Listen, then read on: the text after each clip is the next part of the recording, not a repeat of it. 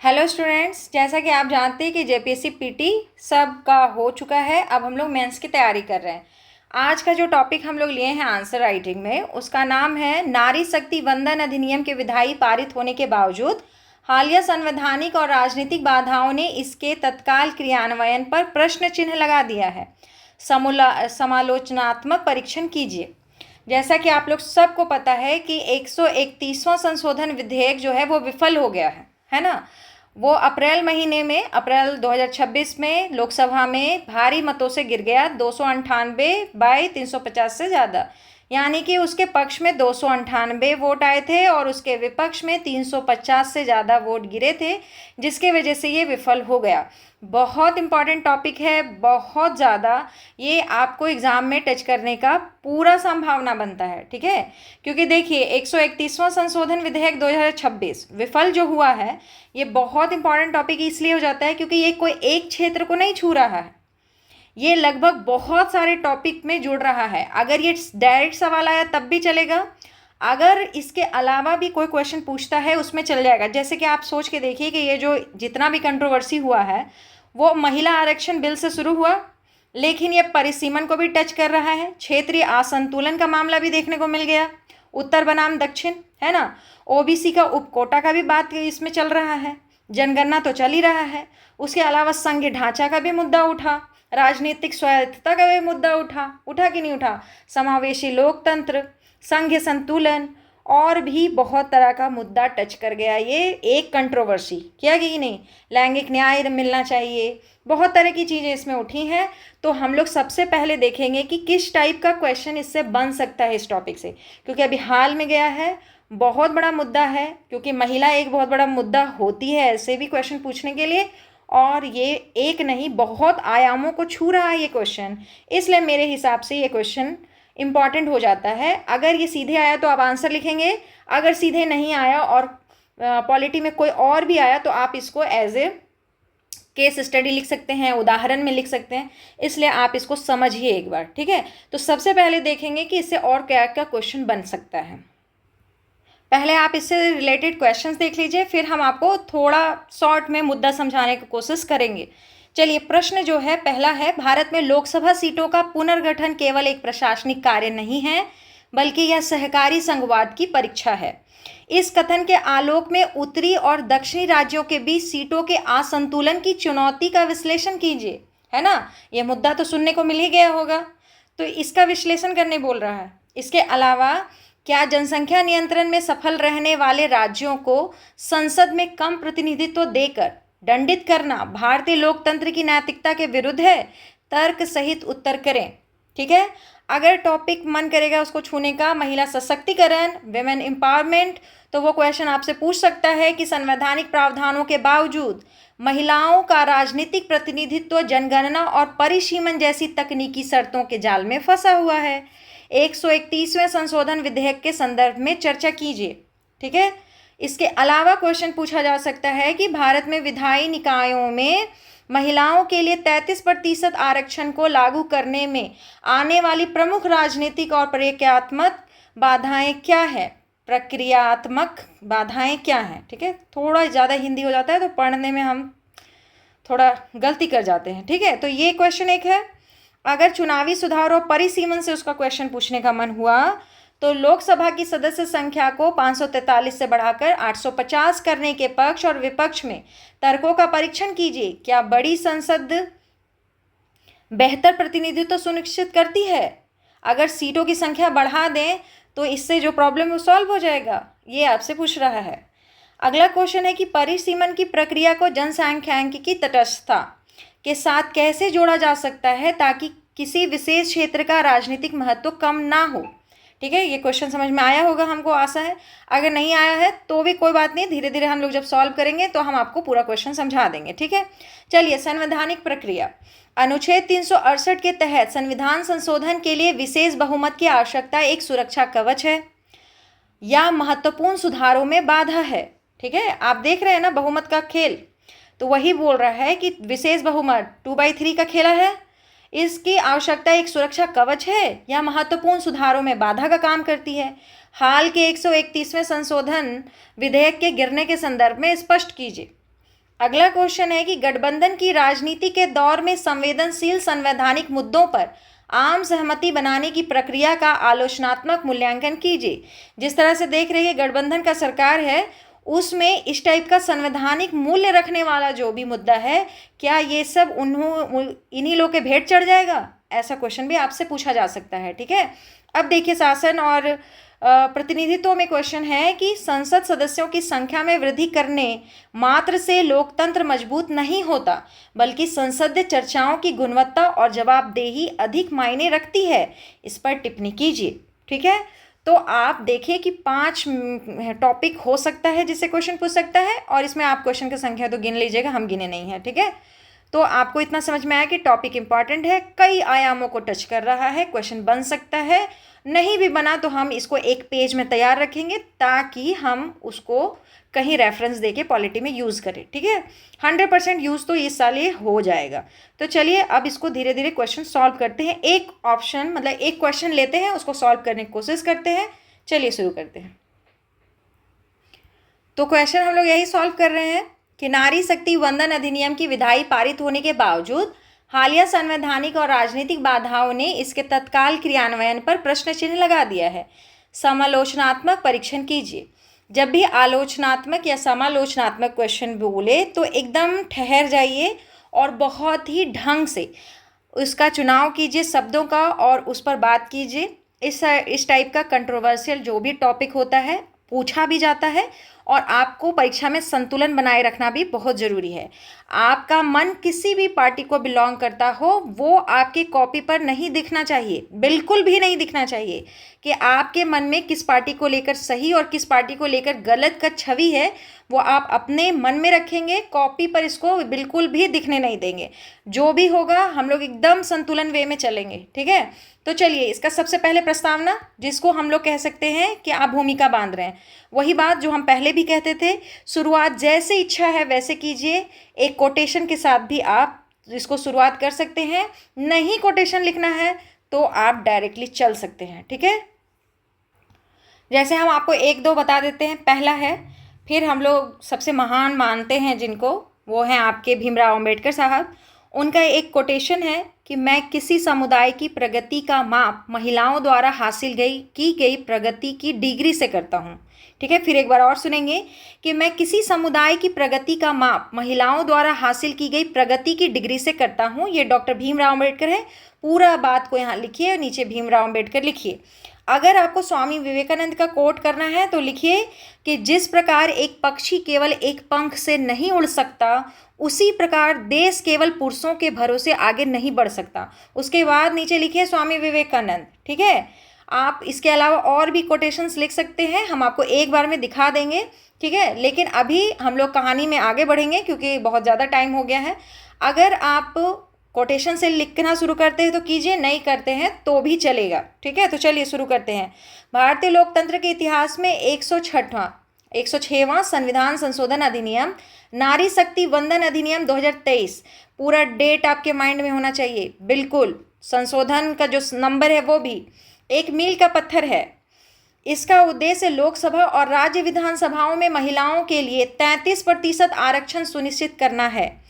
यह कानून 16 अप्रैल 2026 से प्रभावी तो हो गया है, लेकिन हाल ही में लोकसभा में 131वां संशोधन विधेयक के विफल होने और जनगणना परिसीमन की शर्तों ने इसके वास्तविक क्रियान्वयन को एक जटिल भविष्य की ओर ढकेल दिया है।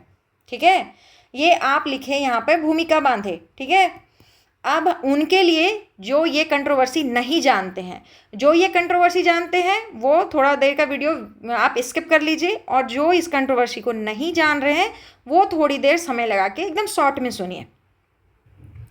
तो सुनिए, साल 2023 में कहानी शुरू हो रहा है। सरकार एक बहुत बड़ा कानून लेकर आती है जिसका नाम है नारी शक्ति वंदन अधिनियम। ठीक है, नारी शक्ति वंदन अधिनियम खूब बड़ाई होता है उनका, क्योंकि इसमें वादा था कि लोकसभा और विधानसभा में महिलाओं को 33% का सीटें मिलेंगी। कानून पास हो गया, लेकिन उसमें एक कंडीशन लगा दिया गया। कंडीशन क्या था? कंडीशन समझिएगा, तब समझ में आएगा कि खेल क्या है। सरकार ने कहा कि आरक्षण तो देंगे, लेकिन पहले जनगणना होगी और फिर परिसीमन होगा। परिसीमन तो आप समझते होंगे, यानी सीटों की नई सीमा जो तय होने वाली है उसी को परिसीमन हम लोग कहते हैं। तो उन्होंने कहा कि हम आरक्षण तो देंगे, लेकिन पहले जनगणना होगी और फिर परिसीमन होगा। अब इसमें तो सालों लग सकते हैं, क्योंकि 2-4 साल का काम तो है ये दोनों मिला करके। तो लोगों को ये लगा कि 2029 तक, कब तक? 2029 से पहले ये नहीं हो सकता है। चलिए तब भी माने कि चलो जब तक दोनों होगा तब तक में होगा। फिर एक ट्विस्ट आया और एक नया मोड़ आ गया कहानी में। 131वां संविधान संशोधन बिल लाया गया, ठीक है। अब इसके बारे में समझिए, ये था क्या? अप्रैल 2026 में सरकार एक नया बिल लेकर आई, 131वां संविधान संशोधन बिल। सरकार का इरादा क्या था उसको समझिए। लोकसभा की सीटें सीधे 543 से, कितने से? 543 से बढ़ाकर 800 या 800 से ज़्यादा कर दी जाए। इससे महिलाओं को भी सीटें मिल जाएंगी और पुरुषों की सीटें भी कम नहीं होंगी। ये सरकार का इरादा है, ठीक है। तो चलिए फिर क्या हुआ? अब ये बात जब सामने आया तो पक्का कंट्रोवर्सी तो होना ही था। अब हो गया सदन में भारी ड्रामा। सरकार ने कहा कि हम इसे जल्दी लागू करना चाहते हैं, इसलिए सीटें बढ़ा रहे हैं। लेकिन विपक्ष अड़ गया, विपक्ष भड़क गया। वो कहा कि अगर उत्तर भारत में सीटें बढ़ीं तो दक्षिण भारत के राज्यों जैसे कि केरल, तमिलनाडु को नुकसान होगा, क्योंकि उन्होंने जनसंख्या कंट्रोल की है। विपक्ष ने मांग की कि शर्तें हटाओ और आरक्षण को अभी के अभी लागू कर दो। ये आरक्षण को आप लोग जो कह रहे हैं कि हम देंगे, लेकिन किस दो चीज़ के बाद? एक जनगणना और एक परिसीमन के बाद देंगे। तो विपक्ष का कहना है कि अगर लागू ही करने का विचार है तो कर दीजिए लागू, लेकिन शर्तें सब हटाओ और आरक्षण लागू करो। इसी में हो गया टेंशन। अब क्या हुआ कि बिल गिर गया। पक्ष और विपक्ष में जो वोटिंग हुआ उसमें 298 और 350 बताए थे ना हम कि 298 पक्ष में गया वोट और 350 क्या विपक्ष में वोट गया, उससे ज़्यादा ही गया था। तो इतना वोट ऐसे चला गया। अब ये क्या हुआ? ये भारी मतों से गिर गया। और आपको पता है कि अगर संवैधानिक नियम ये कहता है कि अगर संविधान बदलना है तो 2/3 बहुमत चाहिए। सरकार के पास 298 था और लेकिन 350 से ज़्यादा तो विपक्ष में पड़ गया। मतलब कि एकदम ढंग से कहें तो विपक्ष इस बिल के नाम पर साथ नहीं दिया और 131वां जो आपका संशोधन विधेयक था वो धड़ाम से गिर गया, ठीक है। अब यहाँ पर एक गलत फहमी आप नहीं बनाएंगे, ठीक है। वो गलत फहमी क्या है? अब हम लोग ऐसा सोचेंगे कि ठीक है तो मतलब अब 33% आरक्षण तो हम लोगों को कभी नहीं मिलेगा। नहीं मिलेगा, कोई टेंशन वाली बात नहीं है। अब इतना मान के चलिए कि अब मामला वहीं खड़ा है जहाँ 2023 में था। मतलब कि ये जो कंट्रोवर्सी हुआ है उसको अगर हम लोग भूल जाते हैं तो अभी हम लोग वहीं खड़े हैं जहाँ 2023 में खड़े थे, ठीक है। हम महिलाओं के लिए तो एकदम कहेंगे कि हम लोग 2023 में जहाँ खड़े थे वहीं खड़े हैं। 33% आरक्षण वाला मुख्य कानून तो जिंदा है, वो खत्म नहीं हुआ है, लेकिन उसे लागू करने का जो शॉर्टकट बिल आया था ना 131वां बिल, वो फेल हुआ है। तो अगर कोई आपको ये समझा रहा है कि हम लोग का आरक्षण का बिल खत्म हो गया है तो नहीं, एकदम ये बात क्लियर रखिए कि 33% आरक्षण वाला मुख्य कानून नहीं खत्म हुआ है, वो जिंदा है। लेकिन उसको लागू करने के लिए जो शॉर्टकट में 131वां बिल आ रहा था वो गया है, वो गिर गया है, वो फेल हुआ है, ठीक है। इसका मतलब है कि अब जब तक नई जनगणना नहीं होती और शांति से परिसीमन नहीं होता, परिसीमन भी शांति से होना चाहिए, बहुत बवाल होगा, एकदम 100% होगा। तो यही मान के चलिए कि जब तक जनगणना कंप्लीट नहीं हो जाता है और पूरा परिसीमन शांति से नहीं हो जाता, तब तक ये हम लोग महिलाओं को जो 33% सीटों को मिलना है जो वो थोड़ा मुश्किल हो जाएगा, ठीक है। आगे देखिए कि सीधा बात समझने के लिए है कि कानून की किताबों में तो हम लोगों को हक मिल गया है, ठीक है, लेकिन संसद की कुर्सी तक पहुंचने का रास्ता अभी भी जनगणना और परिसीमन वाली फाइलों में अटक गया जा करके।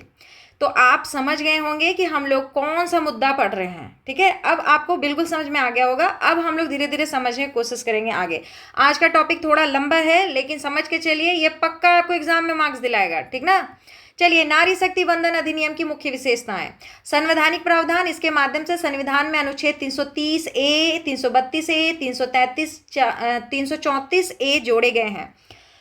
यह आरक्षण लोकसभा, दिल्ली विधानसभा और सभी राज्य विधानसभाओं में लागू होगा।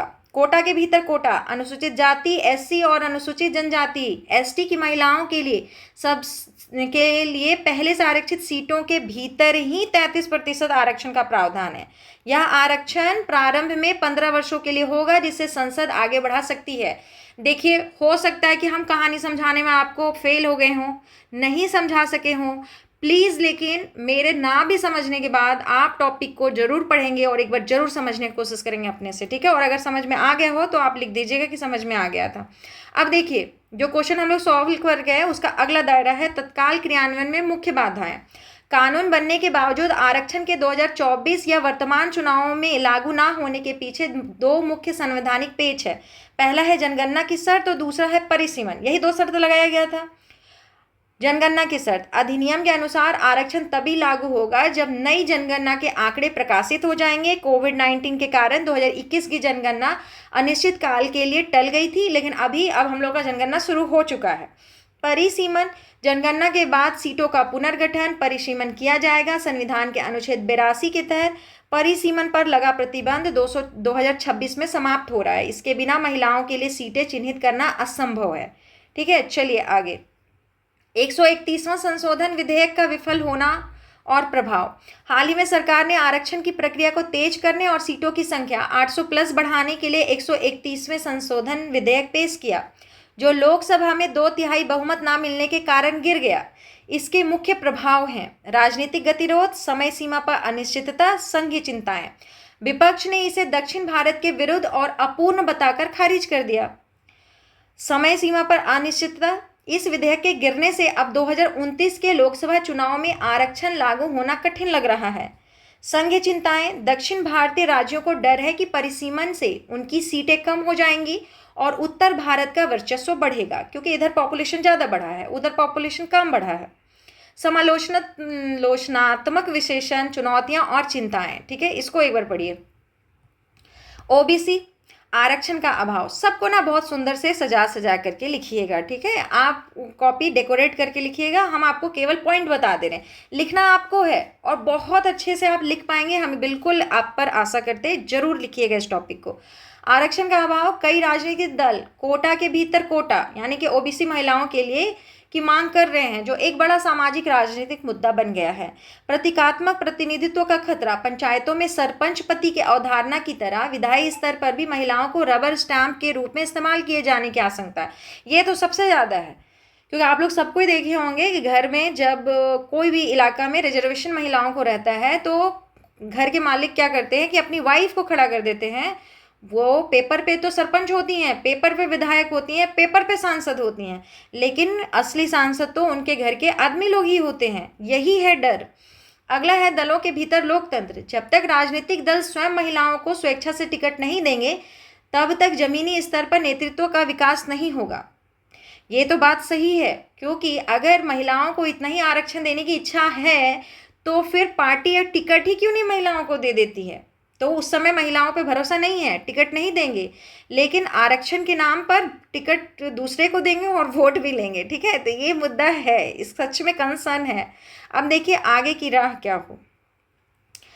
आगे की राह समयबद्ध जनगणना कराइए, है ना। सरकार को अविलंब जनगणना की प्रक्रिया शुरू कर आंकड़े सार्वजनिक करने चाहिए। शुरू हो गया है। आम सहमति, परिसीमन और दक्षिण भारत की चिंताओं को दूर करने के लिए सर्वदलीय समिति का गठन कर संघीय ढांचे की रक्षा की जानी चाहिए। प्रशासनिक तत्परता, चुनाव आयोग को सीटों के रोटेशन और महिलाओं के लिए निर्वाचन क्षेत्रों के चिन्हीकरण हेतु तकनीकी तैयारी शुरू करनी चाहिए, ठीक है। ये भी बिल्कुल सही है। चलिए निष्कर्ष लिखेंगे, लेकिन उसके बाद फिर इस क्वेश्चन को और आयाम देंगे हम लोग, ठीक है। उस आयाम पे भी इसको हम लोग सॉल्व करेंगे। चलिए अभी जो कहानी गा रहे हैं उसके हिसाब से निष्कर्ष हम लोग दे देते हैं, लेकिन क्वेश्चन हम यहीं समाप्त अभी आज करने वाले नहीं हैं। देखिए, नारी शक्ति वंदन अधिनियम भारतीय राजनीति में लैंगिक न्याय की दिशा में एक साहसी कदम है। हालांकि तकनीकी और संवैधानिक जटिलताओं ने इसके मार्ग में बाधाएं उत्पन्न की हैं। लोकतंत्र की परिपक्वता इसी में है कि राजनीतिक लाभ हानि से ऊपर उठकर इस कानून को कागजों से निकालकर संसद की गलियारों तक जल्द से जल्द पहुंचाया जाए। केवल सशक्त महिलाएं ही एक सशक्त भारत की नींव रख सकती हैं। चलिए, तो ये तो हम लोग एक क्वेश्चन जो था, जो अभी आप सॉल्व किए, उसको निष्कर्ष तक आप पहुंचा दिए, ठीक है। लेकिन अभी हम आपको और भी चीज़ बताना चाहते हैं। देखिए, जैसा कि आप स्क्रीन पे देख पा रहे हैं, 2023 का मूल कानून पास, 2026 का संशोधन बिल फेल। ये जो आपको दिखाई दे रहा है, इसका लीजिए आप स्क्रीनशॉट, ठीक है, और इसको एज ए शॉर्ट नोट्स अपने कॉपी पर बना लीजिए, लिख लीजिए। अगर अगर अभी इतना बड़ा बड़ा क्वेश्चन सॉल्व नहीं कर पाते हैं तो ये जो टॉपिक है कम से कम आपको मार्क्स दिला देगा, ठीक है। तो एकदम पहले पेज पे इस टाइप से परिचय लिखिए, दूसरे में लोकसभा में क्या फेल हुआ बताइए, इस बिल में क्या खास था वो बताइए। देखिए, सीटों की संख्या में बढ़ोतरी, लोकसभा की सीटों को 543 से बढ़ाकर 816 या 850 करने का प्रस्ताव था, परिसीमन का चर्चा था, लक्ष्य बताया गया था, सरकार क्या चाहती है, ठीक है। 131वां संशोधन विधेयक या नया बिल 2023 के मूल कानून को लागू करने के लिए लाया गया था। वोटिंग का नतीजा क्या हुआ, 298 पक्ष में पड़ा, विपक्ष में 230 पड़ा। इसी खूबसूरती से आप पेपर पे बनाएंगे, ठीक है। देख रहे हैं ना, जैसे कॉपी पे लिखना है। ये सब चित्र तो देखिए आपसे नहीं बनेगा, ये महिला आपसे नहीं बनेगी, बनाने का बिल्कुल टाइम वेस्ट करने की जरूरत नहीं है, लेकिन आप इस टाइप से इसको फ्लो में दर्शाइए कॉपी पर, ठीक है। और देखते हैं नीचे है, इसका पहले आप स्क्रीनशॉट ले लीजिए, हम इसको हटा देते हैं, आप इसका स्क्रीनशॉट लीजिए, इसको कॉपी पर लिखिए, ठीक है। चलिए, अब हम लोग थोड़ा और आगे पेज और हम आपके लिए बना दिए हैं, थोड़ा देखें ज़रा। देखिए, विवाद और विरोध का मुख्य कारण क्या है, यहाँ लिख लीजिए कि दक्षिण भारत को नुकसान हो रहा है, शर्तों पर आपत्ति कौन कौन सी है। विपक्ष का कहना था कि महिला आरक्षण को जनगणना और परिसीमन जैसी शर्तों से नहीं बांधना चाहिए, बल्कि उसको तुरंत लागू कर देना चाहिए, है ना, ये कहा। वोटिंग का विवरण देख लीजिए, कुल 528, जैसे इसको बनाइए, ये सब देखने में सुंदर लगता है, ठीक है, इसको दिखा सकते हैं आप पेपर पे। फिर घटनाक्रम की समय रेखा, अगर पूरे को समझाना है तो समझाइए कि सितंबर 2023 में क्या हुआ था, 16 अप्रैल 2026 को क्या हुआ, 17 अप्रैल 2026 को क्या हुआ। तो 2023 में क्या हुआ, महिला आरक्षण अधिनियम 2023, नारी शक्ति वंदन अधिनियम लोकसभा और राज्यसभा में से पारित हुआ। 16 अप्रैल 2026 को क्या हुआ, इस अधिनियम को आधिकारिक रूप से नोटिफाई किया गया, लागू किया गया। 17 अप्रैल 2026 को क्या हुआ, 131वां संविधान संशोधन विधेयक 2026 लोकसभा में पेश हुआ और बहुमत ना मिलने के कारण फेल हो गया। ये आप घटनाक्रम दिखाएं, एकदम ऐसे ही लिखिए, घटनाक्रम की समय रेखा इसी टाइप से बनाइए, ठीक है। समझ में आया कॉपी पे किस तरह से खूबसूरती से आपको लिखना है। चलिए, इसके नीचे मूल कानून की वर्तमान स्थिति, अभी क्या है इसका स्थिति ये बताइए। मूल कानून की वर्तमान स्थिति, नारी शक्ति वंदन अधिनियम 2030 अभी भी कानून है। यह 16 अप्रैल 2026 से आधिकारिक रूप से नोटिफाई हो चुका है। इसके तहत लोकसभा और राज्य विधानसभाओं में 33% सीटें महिलाओं के लिए आरक्षित होंगी। हालांकि इसकी मूल शर्त के अनुसार यह तभी प्रभावी होगा जब अगली जनगणना और परिसीमन की प्रक्रिया पूरी हो जाएगी, ठीक है। कानून लागू होने की मूल शर्तें क्या हैं, जनगणना, फिर परिसीमन, फिर महिला आरक्षण लागू होगा, ठीक है। इसको कितना खूबसूरती से देखिए यहाँ बनाया गया है, आप भी बनाइए। अर्थात जनगणना और परिसीमन की प्रक्रिया पूरी होने के बाद ही महिला आरक्षण प्रभावी होगी। फिर देखिए, 2023 के मूल कानून की प्रमुख बातें लिखा हुआ है, देखिए इसको पॉइंट वाइज आप लिखिए जैसे इसमें लिखा हुआ है, ठीक है। ये सब बनाने की जरूरत आपको नहीं है, नहीं बनेंगे, ना लड़की बनेगी ना ये बनेगा। अगर थोड़ा बहुत बनता है आपसे, क्योंकि ये वाला तो बन जाएगा, ये भी बन जाएगा, ये भी बन जाएगा, अगर बन जाता है तो बड़ी खूबसूरती से सजा के कॉपी पर लिखिए और परीक्षा में भी बना के आया, ठीक है। क्यों लाया गया था 2026 का संशोधन बिल, सरकार चाहती थी कि महिला आरक्षण को 2009 के आम चुनावों से पहले ही, सॉरी 2009 नहीं है, 2029 के आम चुनावों से पहले ही लागू कर दिया जाए। इसके लिए प्रस्ताव था लोकसभा सीटों की संख्या बढ़ाई जाए, 2011 की जनगणना के आधार पर ही जल्दी परिसीमन कर दिया जाए, 33% आरक्षण को जल्द प्रभावी बनाया जाए, ठीक है। इसको कॉपी पर आप एक पेज पर बहुत सुंदर से बनाइए। फिर है संविधान संशोधन के लिए प्रक्रिया और नियम, ये भी है इंपॉर्टेंट पॉइंट। संविधान के अनुच्छेद 368 के तहत संशोधन के लिए लोकसभा और राज्यसभा दोनों में विशेष बहुमत की आवश्यकता होती है। कुल सदस्यों के बहुमत के साथ साथ उपस्थित और मतदान करने वाले सदस्यों के 2/3 बहुमत की जरूरत होती है। अब आप संविधान के बारे में बता रहे हैं नियम कि कैसे गिर गया 131वां जो विधेयक आया था, कैसे गिर गया, क्योंकि हमारे यहाँ ये नियम है। कई मामलों में कम से कम आधे राज्यों की विधानसभाओं से भी अनुमोदन आवश्यक होता है। यह बिल इस स्तर तक नहीं पहुँच पाया, है ना, पहुँच ही नहीं पाया, तो इसको आप यहाँ से बनाएंगे। फिर देखिए यहाँ पर क्यों लाया गया था 2026 का संशोधन बिल, ठीक है, ये तो हम लोग पढ़े अभी। निष्कर्ष निकालिए, 2023 वाला बिल नारी शक्ति वंदन अधिनियम पास और कानून हो गया, लेकिन 2026 वाला वह संशोधन बिल 131वां संशोधन विधेयक 2026 फेल हो गया, जो सीटों की संख्या बढ़ाकर आरक्षण को जल्दी लागू करने के लिए लाया गया था। तो अब आप यहाँ से स्क्रीनशॉट ले लेंगे, आराम से इसको बैठ करके लिखेंगे, है ना। तो फिर आगे बढ़ते हैं हम। आज हम आप लोग का एक शिकायत थोड़ा दूर करने की कोशिश किए हैं कि आप लोग कहते हैं कि मैम कोटेशन बोल देते हैं तो लिख नहीं पाते हैं, है ना। डॉक्टर BR अम्बेडकर भारतीय संविधान के निर्माता, महिला सशक्तिकरण और उनके अधिकारों पर बाबा साहेब का यह विचार सबसे सटीक बैठता है कि मैं किसी समुदाय की प्रगति का माप महिलाओं द्वारा हासिल की गई प्रगति की डिग्री से करता हूँ। जो कि हम वीडियो के शुरू में आपको बोल करके कह दिए थे, वही आप क्या कीजिएगा कि लिख लीजिएगा, ठीक ना। आप लोग लिख नहीं पा रहे थे सुन करके, इसीलिए हम इसको यहाँ ले आए। देखिए, यह कोटेशन यह दर्शाता है कि जब तक महिलाएं संसद या विधानसभा में नहीं पहुंचेंगी, देश की प्रगति अधूरी है, ठीक है। अगर कभी भी इसका रेफरेंस देना हो तो आप शुरू में लिख करके चल सकते हैं, या फिर आप इसको कहाँ पर लिखेंगे, है ना। जब आप ये दर्शाना चाहते हैं या फिर ये अपने भाव में या लाइन में ये बोल रहे हो कि महिलाओं की राजनीतिक भागीदारी राष्ट्र निर्माण के लिए अनिवार्य है, राष्ट्र निर्माण के लिए इनकी भागीदारी होनी ही चाहिए, तब ये कोटेशन आप कोट कर सकते हैं, ठीक है। दूसरा कोटेशन है, यहाँ देखिए, नारी शक्ति की स्वतंत्रता और उनके निर्णय लेने की क्षमता पर किन्होंने कहा था? स्वामी विवेकानंद ने कहा था। इसको एक कॉपी पर नोट डाउन करते जाइएगा, ठीक है। तो इन्होंने कहा था कि दुनिया के कल्याण के लिए महिलाओं की स्थिति में सुधार होना आवश्यक है। जिस प्रकार एक पक्षी केवल एक पंख से नहीं उड़ सकता, उसी प्रकार देश केवल पुरुषों के भरोसे आगे नहीं बढ़ सकता, ठीक है। इसको आप कहाँ फिट करेंगे? एकदम एकदम कहें इसको कि आप इसको सटीकता से जहाँ भी आरक्षण या सीट की आवश्यकता को आप जस्टिफाई कर रहे हो, अगर कभी भी क्वेश्चन में, इस कोटेशन को डाल दीजिए वहाँ, ठीक है।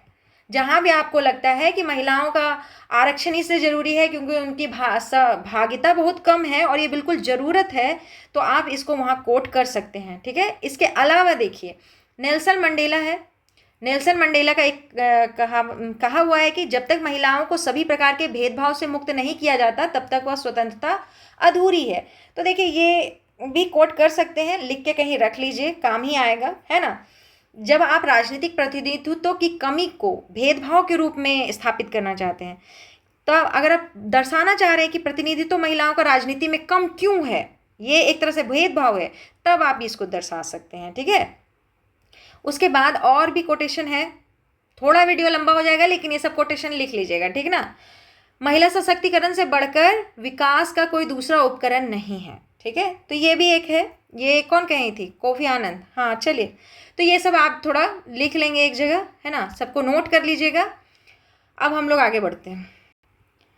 पॉलिटी के पेपर में जो सबसे ज़रूरी होता है वो होता है अनुच्छेद का रेफरेंस देना, ठीक है।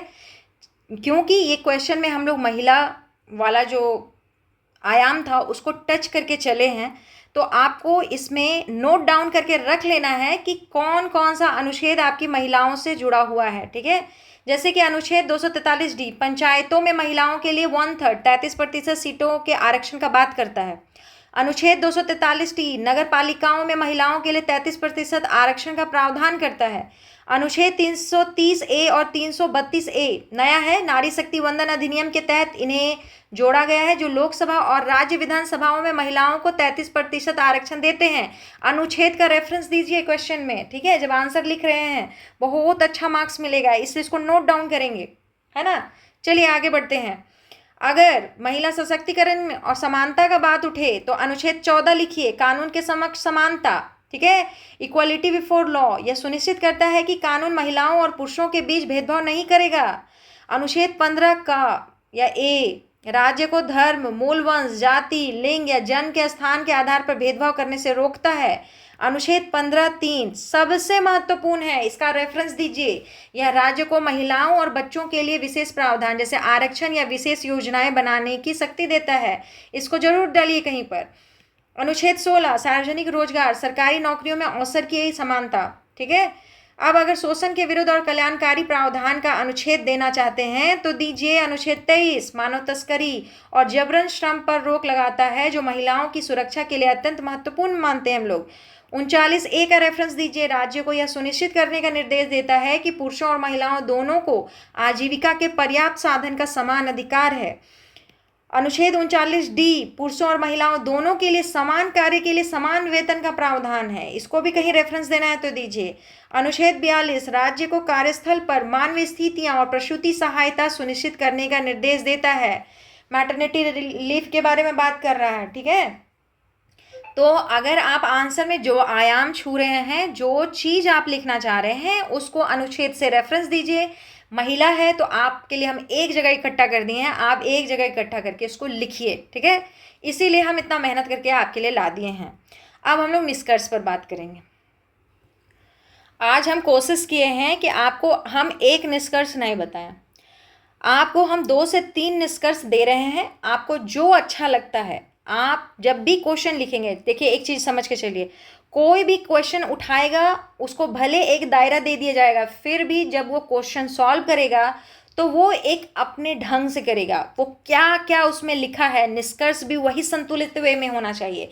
तो हम आपके लिए 3 इस बार ला दिए हैं कि आपको कौन सा निष्कर्ष लिखना पसंद आता है, आप अपनी कॉपी पर वही लिखिएगा, ठीक है। तो पहला पढ़िए, पहला ध्यान से पढ़िए।